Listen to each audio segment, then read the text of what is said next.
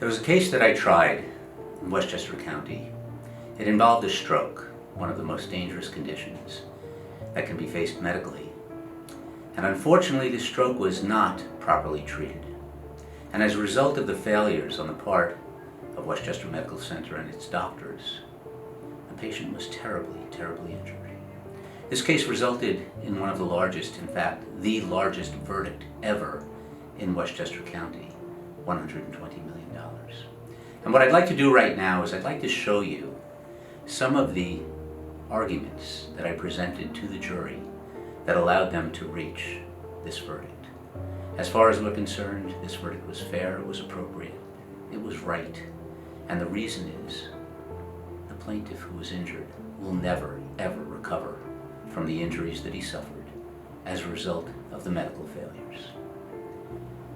So let me do it this way. What I'm going to do is I'm going to give you certain snippets in the summation which allow you to see what really happened, how it happened, and why the jury felt it appropriate to award $120 million.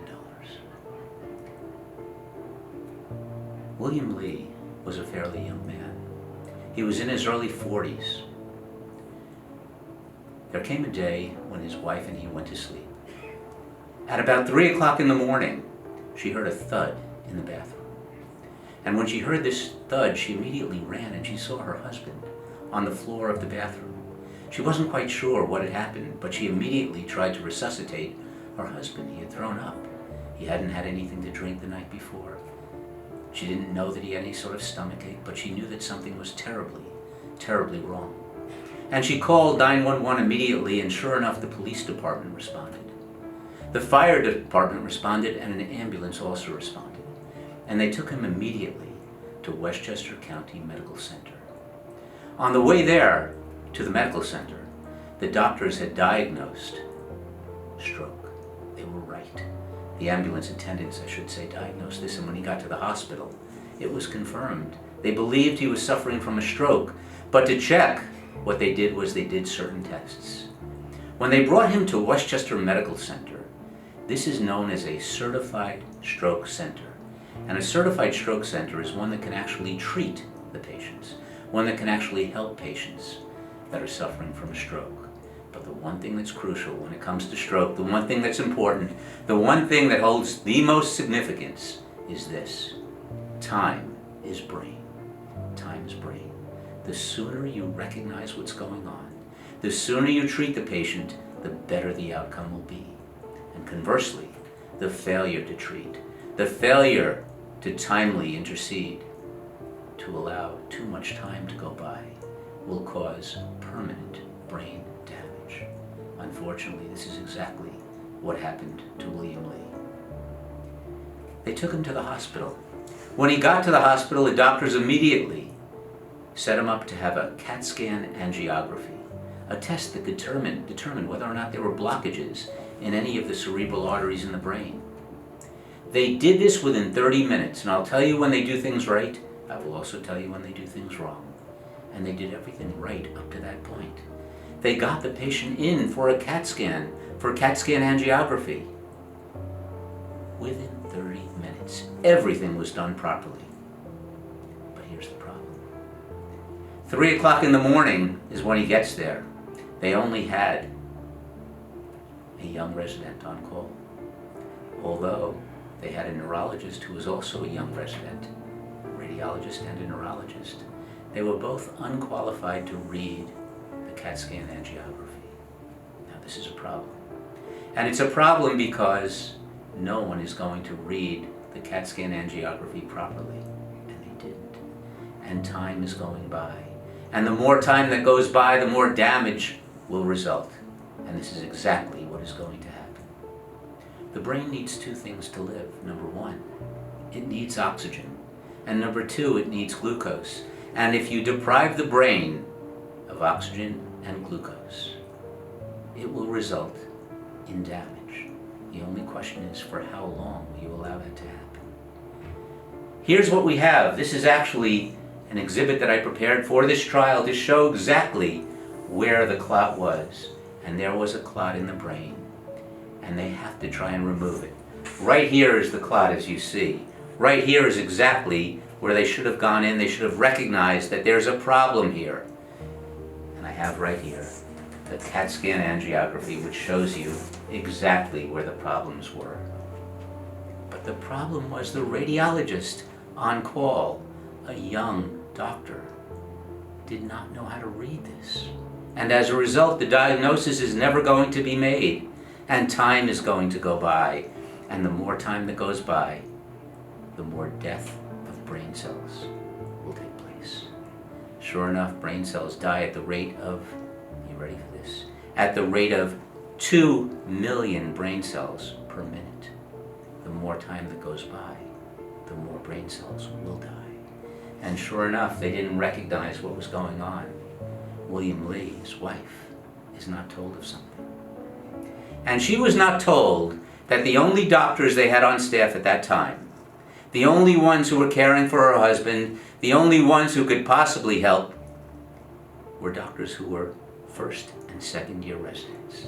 If she knew that, if she heard about that for 1 second, if she heard about that at all, I can assure you of one thing, you heard it from her own mouth. She would have taken him to another hospital immediately, or demanded that they have an attending physician on call who could do something, who could make this better, who could help, who could actually change the fate of her husband.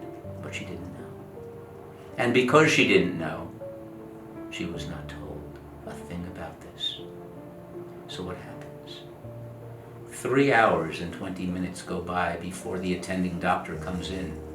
A doctor by the name of Tenner, who knows how to read radiology scans, who is a board-certified radiologist, unlike the residents, who is somebody who is a specialist in neuroradiology, someone who is excellent at reading these scans. And he took one look at this and immediately said, get that patient in for surgery. We can do a thrombectomy. We can help him. We can remove the clot. Now, a thrombectomy is a fancy medical term, but what it means is you're just going in to remove the clot, very much like a plumber would remove a clogged drain where they put in a snake and they remove it. It's exactly what they're doing, the same analogy. They actually feed a catheter through the vessels going up into the brain and they remove the clot. Unbelievably, after this doctor, Dr. Tenner, told them, you have a problem, remove the clot, they did it. And do you know how long it took? I held off on showing you this until this time when I sum up to you. But it took 8 minutes, start to finish. Not 3 hours and 20 minutes, 8 minutes. And this patient's life would have been so very different. But they didn't give him a chance. They didn't give him a chance. And the problem was, as more and more brain cells are dying, if you take a look at this, 200 minutes went by. That's 400 million brain cells that died. This never should have happened. This never should have taken place. But it did take place. And William Lee's life was forever changed. Now I want to turn to something else. We brought in expert witnesses. We showed you what happened to him. We showed you the extent of the damage.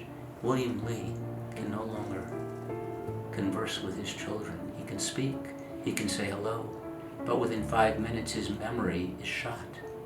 That's because the stroke was in the midbrain and it affected his memory centers. He has no short-term memory, very limited long-term memory. He can start a conversation with somebody, but if more than 5 minutes go by, he can't remember what he said, and it would start all over again. This is a man who can no longer take care of his wife. He's a man who can no longer take care of his daughter or of his son. He's a man who needs help, and institutional help, for the rest of his life. So what does the defense do? They bring in a doctor by the name of Alan Siegel. That's their so-called expert. Was he believable? Was he credible? Is he someone that we want to believe? I'll tell you this, as far as I'm concerned, that man lacked integrity. When we asked him, how much are you being paid? He said $5,000, but I had transcripts on him, and he always charges $8,000. Why is he trying to minimize here? And then I confronted him with that, and he said, yeah, maybe it's $8,000. Why are you doing that? Why are you giving us numbers that are false? when I asked him, did you testify in a case 7 months ago? 7 months ago that in fact 17 to 18 million brain cells die a minute, but you come into this courtroom and you say something very different, you say 2 million? Well, maybe it was good for that case, and then we find out something, as far as I'm concerned, that tells you the whole story. This is a man who said he testifies 70% of the time for the defense, 30% of the time for the plaintiff, but I had transcripts on him. I did my homework on this doctor. I found out what he was all about, and I proved to you that, yes, it's true, he admitted in court.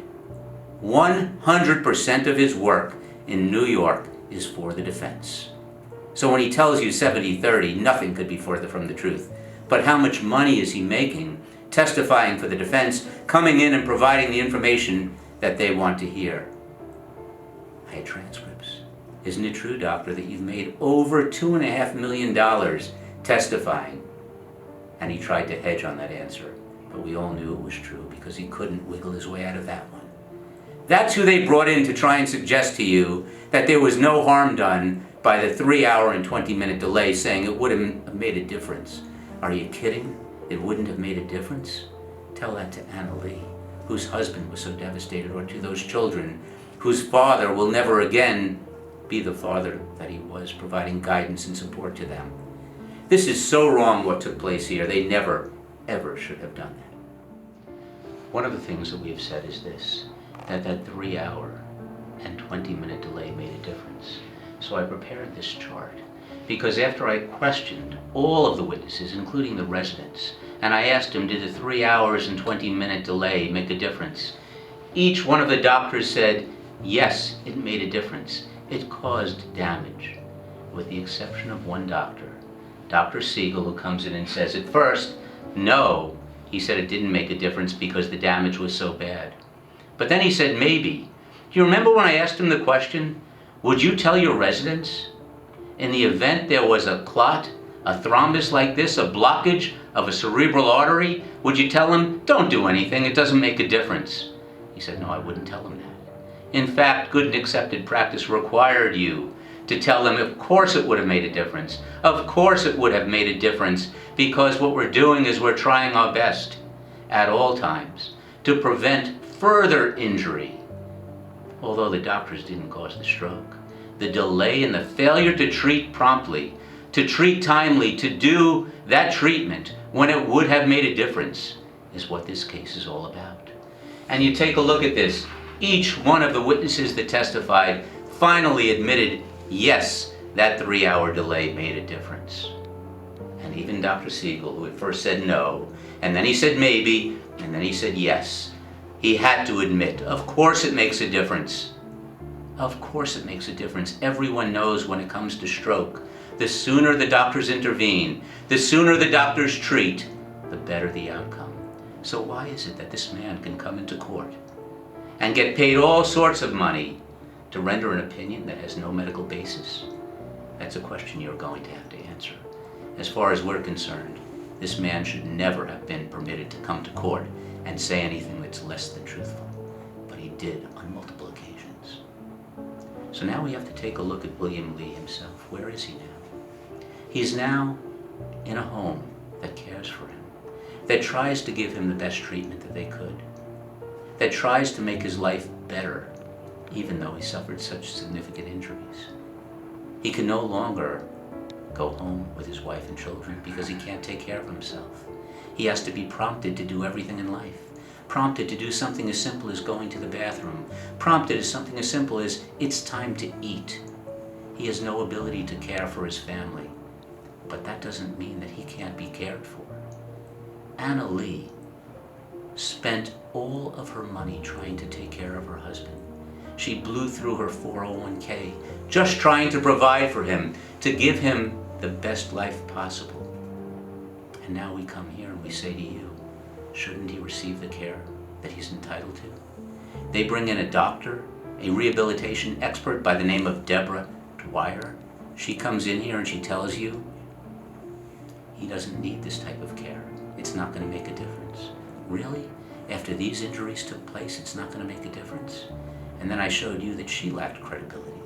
She said 10% of her earnings 10% of what she made was from her medical legal work. And then I showed you, because I had done my homework again, and I showed you clearly that she had been working in this medical legal field, even in Florida, making over millions of dollars doing work for the defense. And then she tries to come in here and tell you the numbers don't add up when you're saying that. But I had the receipts, I had the bills that she had submitted, and that she couldn't wiggle her way out of that. The problem is when you have witnesses who are going to come in, who are going to testify improperly, it's not good. As far as I'm concerned, they have a duty to testify fairly, reasonably, and honestly, but if they don't do that, then we have to go after them on cross-examination, and that's exactly what I did when I cross-examined these witnesses, to show you why this was so serious, to show you why this was so improper, to show you why William Lee is entitled to every bit of compensation, to take care of him medically for the rest of his life, to take care of his group home for the rest of his life, to take care of the suffering that he has endured and will continue to endure for the rest of his life. And for Anna, William Lee's wife, for her losses as well, we've asked you for compensation. What we're saying here is this: this family is entitled to be compensated, Anna Lee and her husband, from something that never should have happened. Yes, the defendants finally admitted that they did depart from accepted standards of medical practice, that indeed William Lee was seriously and severely injured. And that's why I told you at the beginning of this case, we would be asking for very, very substantial amounts of money to fully, fairly, and adequately compensate, because you and only you can do the one thing that we'll ask for, and that is to award 100% justice, no more